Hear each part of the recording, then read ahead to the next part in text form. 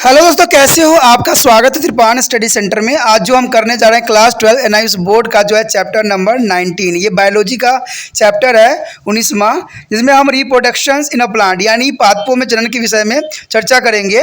ये चैप्टर जो है बहुत ही इंपॉर्टेंट होने वाला है, क्योंकि हम रिप्रोडक्शन इन अ प्लांट के बारे में समझेंगे और जानेंगे कि पादप जो है जनन कैसे करते हैं।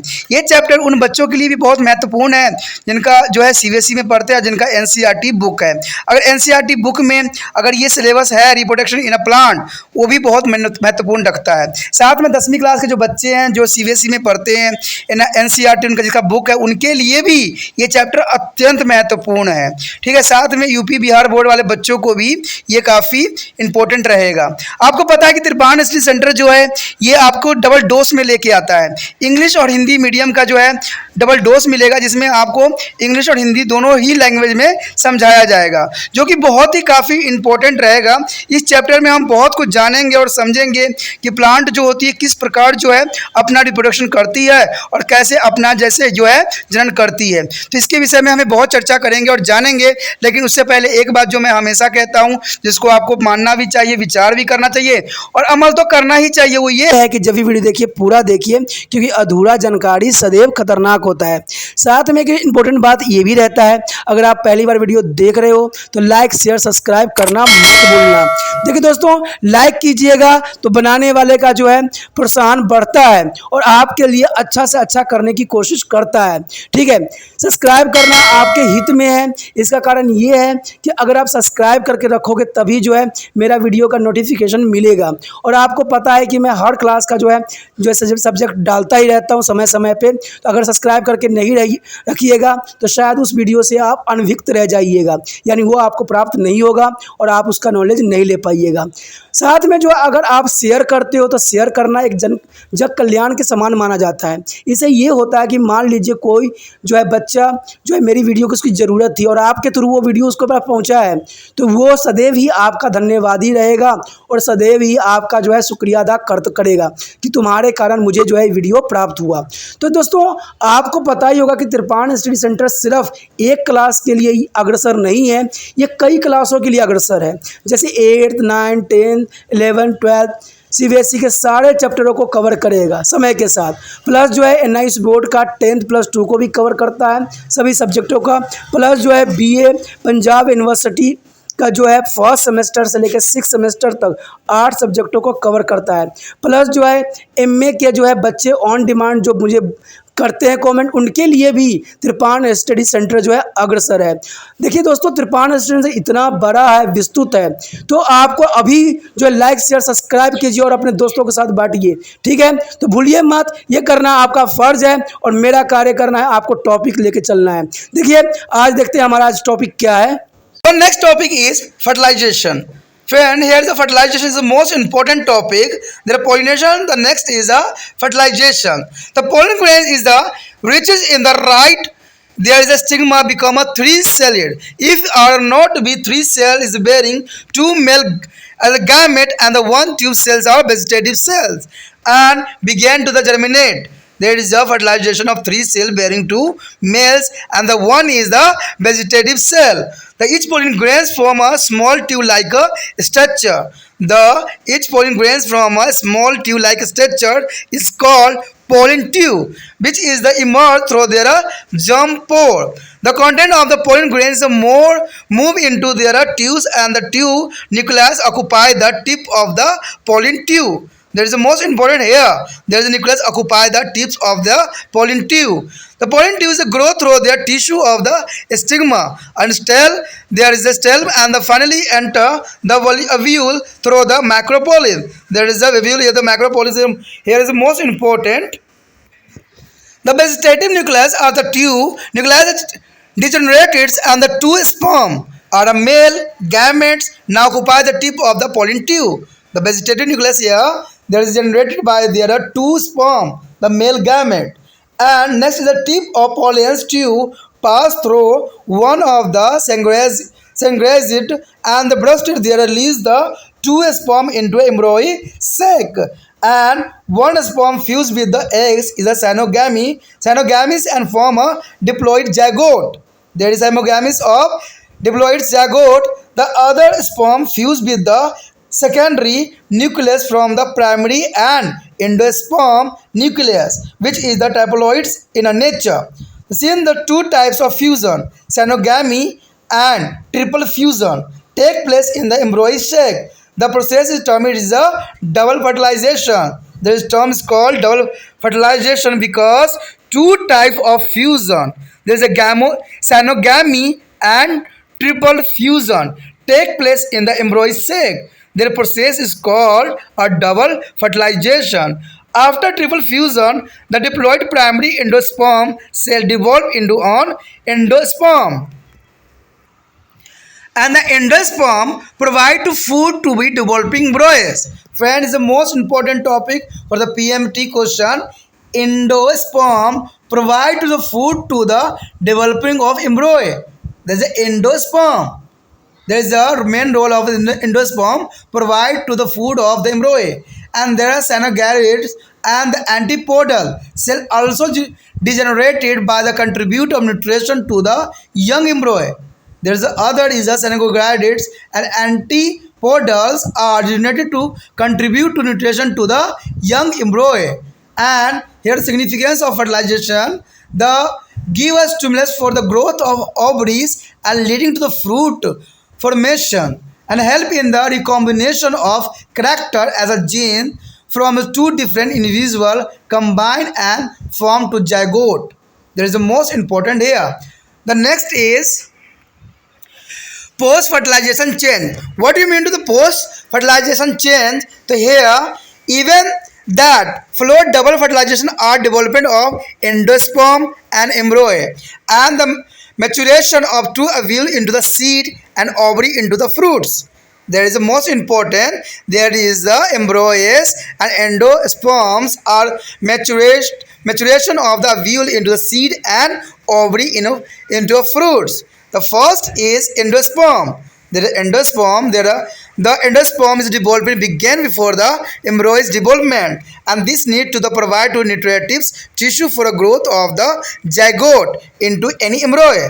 The primary endosperm cell divided, separate, and form on the endosperm tissue. There are three ways in which the endosperm may be developed. There is three ways or endosperm are developed here. First is a nucleotide. The first is nucleotide. The primary endosperm nucleus undergoes to the repeated mitotic division to give rise to the free nucleus which the arrange themselves at the peripheral, leaving a large center space, and cell wall formation start to subsequently from the peripheral toward to the center, and endosperm become a cellular at maturity. And this is their most common types of endosperm development, and in the C the magazine, wheats, and the rice. The nuclear types of example is magazine, wheats, and rice. And second is in cellular types. The second is in cellular types here. Each nuclear division of primary endosperm nucleus is the flowing by the cytokinesis and making the endosperm cellular from beginning. There is the cytokinesis is a play an important role of endosperm cellular is a beginning. And last is C. Here is the halobial endosperm. The halobial is the endosperm. In the first metastasis of primary endosperm nucleus is there flowing by the cytokinesis, and it's give rise to two unequal cell.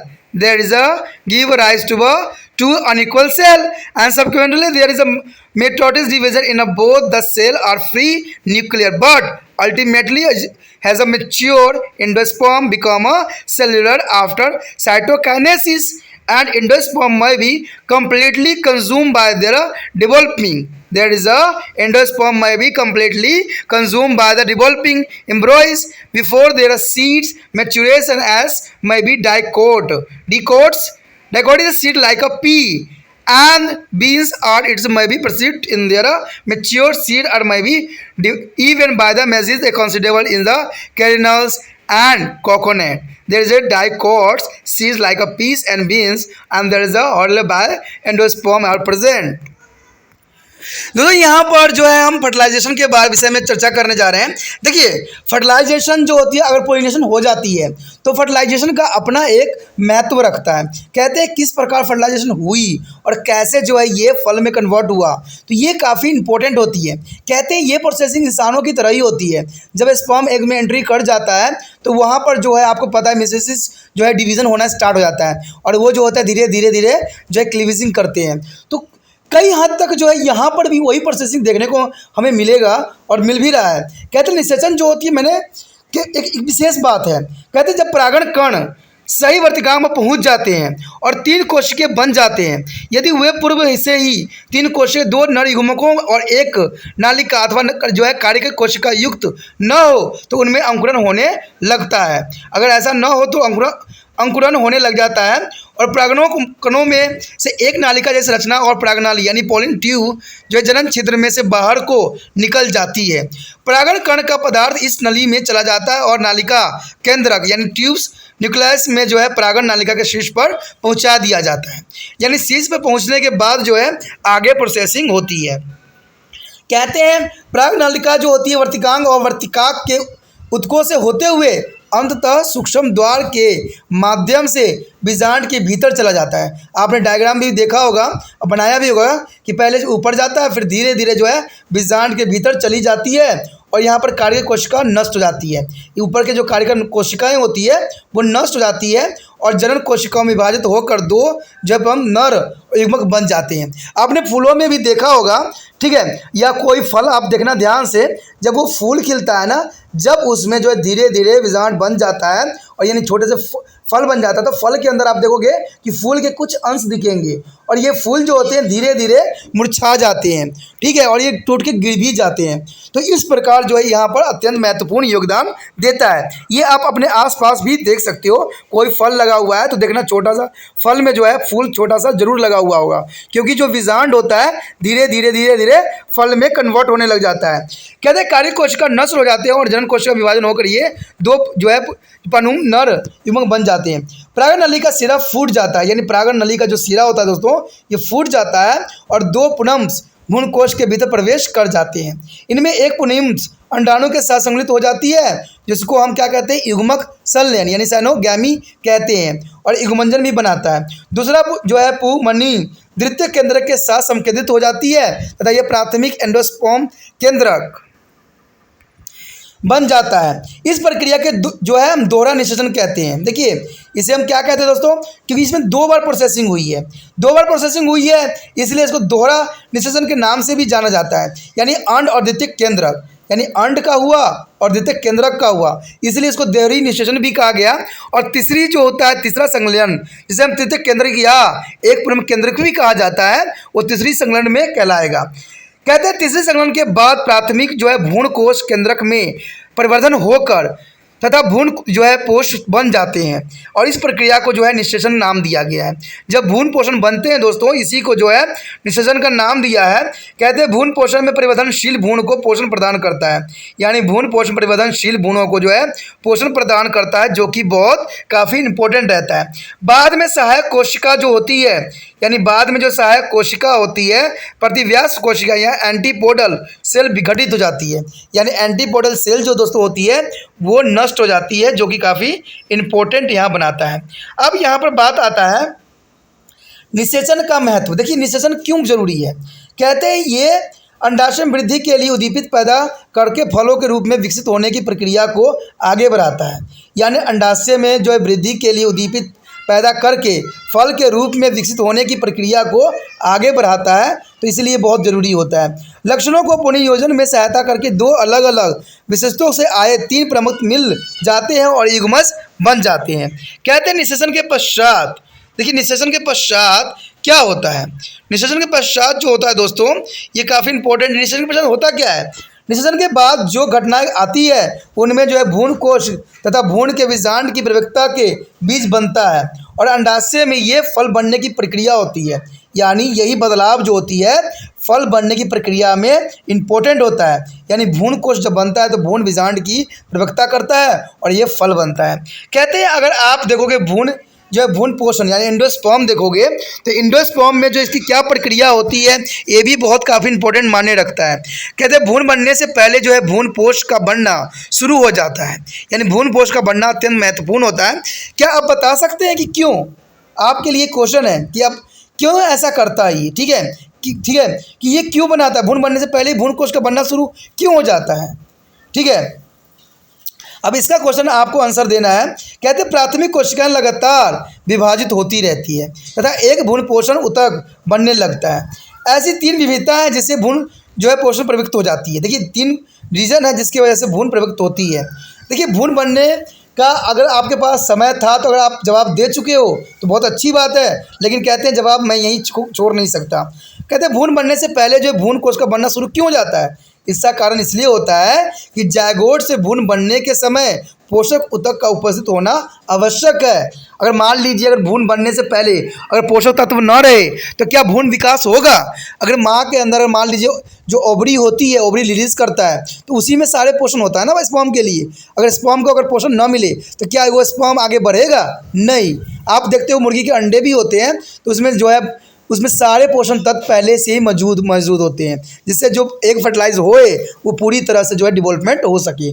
तो इसलिए जो है पहले से ही पोषण इसमें होता है। तो ये इसका आंसर था, ठीक है दोस्तों। यहाँ पर जो है भ्रूण पोषण को यानी एंडोस्पर्म को 3 भागों में विभक्त किया गया है, यानी इसको 3 भागों में जो है बांटा गया है। कहते हैं देखिए दोस्तों बांटना भी अत्यंत महत्वपूर्ण होता है। जब तक हम कार्य को ना बांटें तब तक जो है कोई भी कार्य संपन्न नहीं हो सकता है। जैसे आपको पता है कि त्रिपाण स्टडी सेंटर भी आपको एक काम दिया है और कई बच्चे जो है इस काम में लगे भी हुए हैं और बहुत अच्छा रिस्पॉन्स भी दे रहे हैं, क्योंकि मुझे पता है देखिए कहते हैं अकेला कोई कुछ नहीं कर सकता, तो इसमें जैसे भ्रूण अकेला कुछ भी नहीं कर सकता, स्वयं नहीं बन सकता, तो त्रिपाण स्टडी सेंटर जो है आगे नहीं बढ़ सकता। और आपको पता है कि त्रिपाण स्टडी सेंटर जो है उसका एक ही जो है एम है कि उन बच्चों तक पहुंचना जिनको इस वीडियो की ज़रूरत है, ठीक है। और वो बच्चे आपको पता है कि मुझे तो मिल नहीं सकते, ठीक है, वो यूट्यूब के माध्यम से या आपके माध्यम से वो मिलेंगे। तो देखिए दोनों माध्यम जो है मैंने यहाँ पर व्यक्त करने की कोशिश किया है। एक तो यूट्यूब के माध्यम ये रहता है कि मैंने ये वीडियो आपके लिए बना दिया और इसको डाल भी दिया, ठीक है। और आपका कार्य ये होता है कि उन बच्चों तक पहुंचाना। तो वो क्या कैसे होगा? आप कहिएगा कि मैं प्रचार करने जाऊं। दोस्तों ऐसा करने की ज़रूरत नहीं है। आप प्रचार क्यों करोगे? हमारा तो सिर्फ समझने से मतलब, यही सोचते हो ना आप लोग। प्रचार नहीं करना है, आपको इतना भी तकलीफ नहीं उठाना है। आपने सिर्फ इतना करना है कि अपने उंगली को जो है यहाँ पर जहाँ पर होता है कि शेयर करने वाली बटन होती है उसको लेना है, दबाना है और इस कॉपी को जो है लिंक को कॉपी कर लेना है। और जैसे आप लिंक को कॉपी करोगे इसको व्हाट्सएप स्टेटस पे जाके वहाँ पेस्ट कर देना है। हो गया इतना सा काम, हो गया 24 घंटे के लिए आपका सेवा। तो यही आपको करना है। अब इससे क्या होगा? आप सोचिएगा इससे क्या होगा दोस्तों। देखिए कहते हैं ना कोई अगर कर्म, आप भी पढ़ाई कर रहे हो तो आपको तो पता नहीं होगा ना कि क्या फल मिलेगा। आपने कर्म, आपको क्या करना है? कर्म करना है। फल तो कहते हैं ना समय अपने आप दे देता है। अगर आप इतना कर्म कर चुके हो तो 100% देखना कोई ना कोई विद्यार्थी होगा जो NIS में पढ़ रहा हो या CBSE में हो, जिनके पास बायोलॉजी हो, चाहे वो UP बोर्ड के बच्चे हो या बिहार बोर्ड के हो। अगर उनमें ये टॉपिक है तो वो ज़रूर देखेंगे, इतना मुझे विश्वास है, और समझने की कोशिश करेंगे, क्योंकि आपने लगाया है, आपको समझ में आया है तभी आपने लगाया है, तो वो दूसरे को फॉरवर्ड करेंगे। तो इस प्रकार जो है आप भी जो यहाँ पर महत्वपूर्ण जो है अपना रोल अदा कर सकते हो। तो मैं एक ही बात कहता हूँ, देखिए चाहे राजनीति हो चाहे कहीं भी हो, एक व्यक्ति कुछ भी नहीं कर सकता, चाहे जितना मर्जी हो कूद ले, ठीक है, जब तक दूसरे व्यक्तियों की आवश्यकता नहीं होती। आपको पता है कि अगर कोई महल बनाई जाती है, कोई घर बनाया जाता है तो बंदा इंजीनियर ही सब कुछ नहीं बना लेता है। नाम बेशक इंजीनियर का आ जाता है, ठीक है, या बनाने वाला का आता है, लेकिन वहाँ पर उन व्यक्तियों को आप लोग भूल जाते हो जो अपना महत्वपूर्ण योगदान देते हैं, जो छोटे छोटे कार्य करके, छोटे छोटे मजदूरी करके उस घर में अपना नींव डालते हैं। बेशकली वो पैसा लेते हैं लेकिन उनका भी जो है बहुत प्यारा सहयोग होता है। जैसे आप लोग बहुत प्यारा सहयोग दे रहे हो त्रिपाण स्टडी सेंटर को आगे बढ़ाने में।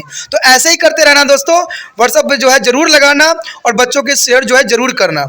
अब यहाँ पर जो है हम एंडोस्पर्म यानी जो है भ्रूण पोषण में जो है 3 विधियों के बारे में हमने जानना है। तो पहला विधि यही है दोस्तों कि केंद्रकीय भ्रूण पोषण, देखिए न्यूक्लियर एंडोस्पर्म, इस प्रकार के भ्रूण पोषण के परिवर्धन में केंद्रक बार बार विभाजित होकर स्वतंत्र केंद्रक बन जाता है। जैसे कि आपने देखा कोई मेल में जो होता है, इंसानों में भी ऐसा होता है कि बार बार विभाजित होकर जो है बनता है, तो सेम इसमें भी ऐसा ही होता है कि बार बार विभाजित होकर स्वतंत्र जो है केंद्रक बन जाता है, जो स्वयं एक बड़ा तथा केंद्रीय स्थान छोड़कर किनारे पर ये व्यवस्थित हो जाता है, यानी किनारे पर ये व्यवस्थित हो जाता है। और इसके साथ ही जो कोशिका भित्ति का निर्माण शुरू हो जाता है, यानी यहीं से जो है फल बनना शुरू हो जाता है। ठीक है, जब आपको पता ही है जब क्लीवेजिंग होती है इंसानों में तब जाके जो है बच्चा बनना यानी एम्ब्रॉयज बनना स्टार्ट हो जाता है। ऐसे ही पौधों में भी होता है।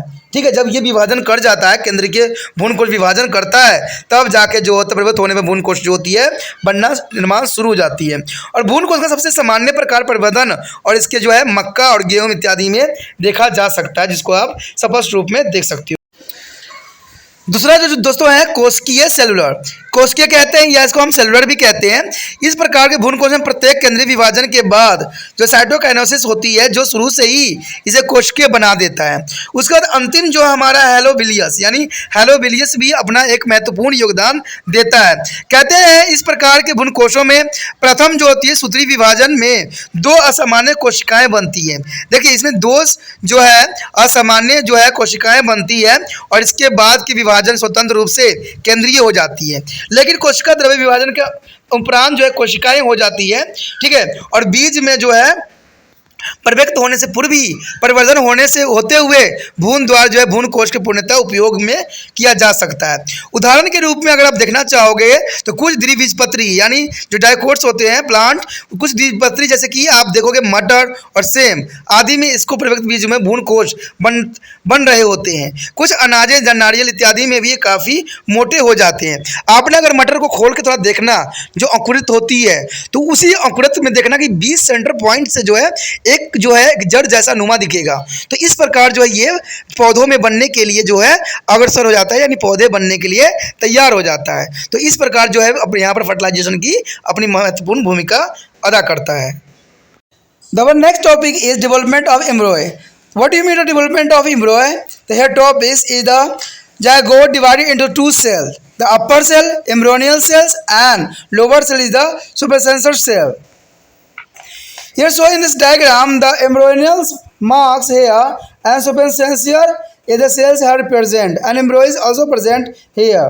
There is a most important diagram for here. Here is a part is the simple asymmetric cells and embryos, but B is the development and C is also other development and D is the mostly development and the E is the larger development and there is the F is the embryos development and this like. There is the most important for the embryos development over here and showing this diagram.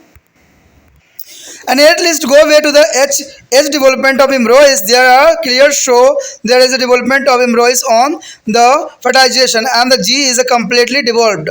There is embryos stage of A to H and there is a development of embryos on the plant. Here is the lower cells devices informed to the suspensor and there are the suspensor is a process the development of embryos into the endosperm to get a food and the embryonal cells divided several times and the finally get differentiated into a radicals, spambles and cytocodium. And there is a fifth, there is a egrement and they become hardened and the tenus there is the seeds coated which is the protect the seed. And there is a last is this the seed may be a dichotodomous with there is a two cytodomes P and grams or the monocytodomes with their own chromosomes is the wheat and rice. And here polyemryony is a polyemryonics mean there are radicals embryos development in the plant from your textbook is a polyemryonics is there is a formation of more than one embryos in the single alveole. The development of the extra embryos may be due to a division of the other cell in the embryos, sac like a cygnodids and antipodal cells to give rise to additional of embryos. This is called to the adventives of polyembryony. And there is a second is the zygote may be divided to give to rise to 2 or more cell. Each of is develops into a separate embryos. This is called the cleavage. There is a cleavage is a embryos. Cleavage is a mostly is hearing you the development of a human of embryos. There are cleavaging processing on development of embryos in any plant and animal also. यहाँ पर दोस्तों जो है बीजों का परिवर्तन देखिए, जैसे हम फर्टिलाइजेशन के विषय में हम चर्चा कर रहे हैं, तो फर्टिलाइजेशन का मतलब ही यही होता है कि किस प्रकार जो है कैसे जो है फूल जो है फल में कन्वर्ट हुआ है। कहते हैं बीज का परिवर्तन। अगर बीज का परिवर्तन होता कैसे है, देखिए जायगोट में विभाजन होकर 2 कोशिका बन जाता है और ऊपरी कोशिका भ्रूण कोशिका तथा निचले जो है लंबित कोशिका, यानी एक को है एम्ब्रियोनल सेल्स कहते हैं और जो निचला पार्ट होता है उसको हम सुपरसेंसर सेल कहते हैं। जैसे कि आप डायग्राम में भी देख सकते हो कि यहाँ पर जो है ए से लेके आपको एच तक डायग्राम दिखाया गया है। कहते हैं अगर पहला स्टेज आप देखोगे तो इसमें 2 न्यूक्लियस के रूप में आपको दिखेगा। संबंध जो होगा दोस्तों उसके अगले पार्ट में दिखेगा, बी पार्ट में दिखेगा, जो भी देख सकते हो आप। कहते हैं इसी प्रकार डेवलपमेंट होता है। ये डेवलपमेंट हमें कुछ हद तक इंसानों के जो एम्ब्रियोस डेवलपमेंट होते हैं उस चीज़ को भी दर्शा रहा है। तो ये काफ़ी विशिष्ट होती है। कहते हैं जब स्पर्म एंटर करता है ओवरीज में तो आपको पता है कि इसी तरह क्लीवेजिंग करता है और क्लीवेजिंग करके जो है एक अलग टाइप के फ्रूट्स में कन्वर्ट होता है, यानी जो है बच्चों के रूप में कन्वर्ट होता है।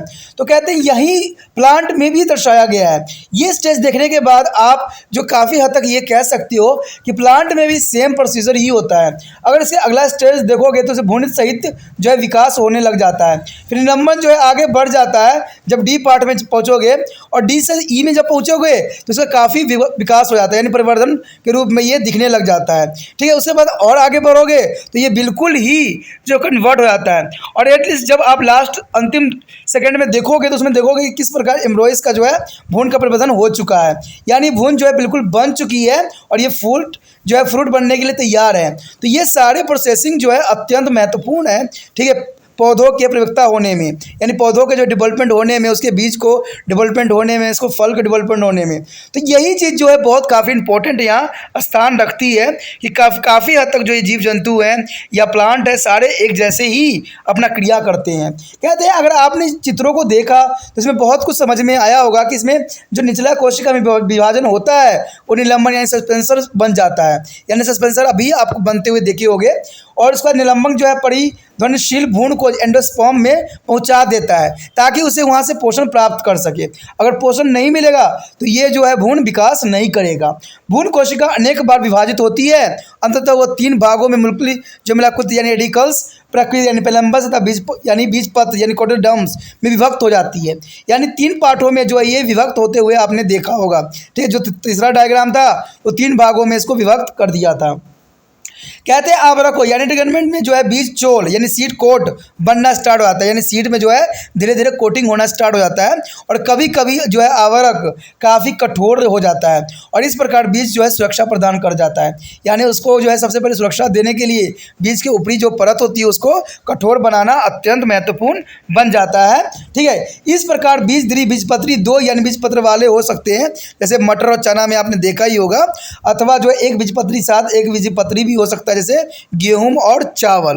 तो ये सारे चीज़ें जो है बहुत काफ़ी इंपॉर्टेंट रखता है इसको समझने के लिए कि फर्टिलाइजेशन होती क्या है। अब यहाँ पर हमारे समझ एक टॉपिक आया है, उसको कहते हैं बहुभ्रूणता। बहुभ्रूणता का मतलब दोस्तों यही होती है पोलो एम्ब्रोइन। पॉली यानी बहुभ्रूणता मतलब बहुत। अपने जो आपने देखा ही होगा भ्रूण परिवर्तन के बारे में फिर जो बातें यहाँ की जा रही है, कहते हैं एकल बीजांड में 2 से अधिक भ्रूण का बनना, यानी एकल बीजांड में क्या होता है 1 से अधिक भ्रूण का बनना अर्थात भ्रूणों का बनना, जिसमें जो है कुछ कारणों पर निर्भर करता है, इसे हम बहुभ्रूणता कहते हैं। ठीक है, कौन से कारण है? ये होता है सहायक कोशिका अथवा परिव्यक्ता कोशिकाओं के भांति भ्रूण को अन्य कोशिकाओं का विभाजन, यानी यहाँ कोशिकाओं का दोस्तों क्या हो जाता है विभाजन हो जाता है, इससे अतिरिक्त भ्रूण बनने लग जाते हैं और ये जो है अनविटर यानी बहुभुजता यानी एडवेक्टिक्स बोनिस कहलाता है। और कहते हैं युग्मन जो विभाजित होकर 2 कोशिकाएं उत्पन्न करती है जो अलग अलग भ्रूणों में परिवर्तन हो जाता है। इसे हम क्या कहते हैं, बदलन भूनता यानी क्लेवेजिंग। क्लेवेजिंग जो है आपने काफ़ी जब ह्यूमन एम्ब्रॉयज पढ़ोगे तो उसमें आप जानोगे क्लेवेजिंग किस प्रकार होती है। तो यहाँ पर छोटे वर्ड में ही क्लेवेजिंग दिया गया वर्ड जिसको भिन्नता कहते हैं, इसको हम क्लेवेजिंग प्लोएमरोनेस कहलाता है। तो इस प्रकार दोस्तों जो ये टॉपिक थी बहुत ही इंपॉर्टेंट थी और इसी के साथ ये ख़त्म भी होती है। ठीक है, अगला जो हमारा टॉपिक होगा वो सीड है यानी बीज है, उसके विषय में भी हम चर्चा करेंगे। जब बीज बनती है तो उसमें कौन कौन से पार्ट जो होते हैं अत्यंत महत्वपूर्ण है और आगे चल के जो है किस प्रकार जो है अगले जीव की उत्पत्ति के लिए ये उत्तरदायी होते हैं। तो ये सारी बातें चर्चा होगी जब हम सीड वाला जो है टॉपिक करेंगे जो अगला है। तो अगला टॉपिक आप देखना मत भूलिएगा क्योंकि हम उसके जो है बीज के बारे में हम जानेंगे कि बीज आगे किस प्रकार जो है अपना आगे डेवलपमेंट करती है। तो अगला जो टॉपिक हमारा है अत्यंत महत्वपूर्ण होने वाला है। तो आप इसी तरह त्रिपान एसएस सेंटर के साथ बने रहिए, लाइक कीजिए, शेयर कीजिए और सब्सक्राइब करना तो आपको पता ही है कि अत्यंत महत्वपूर्ण है। ठीक है, तभी आपको जो है मेरा अगला वीडियो का नोटिफिकेशन जो है प्राप्त होता रहेगा।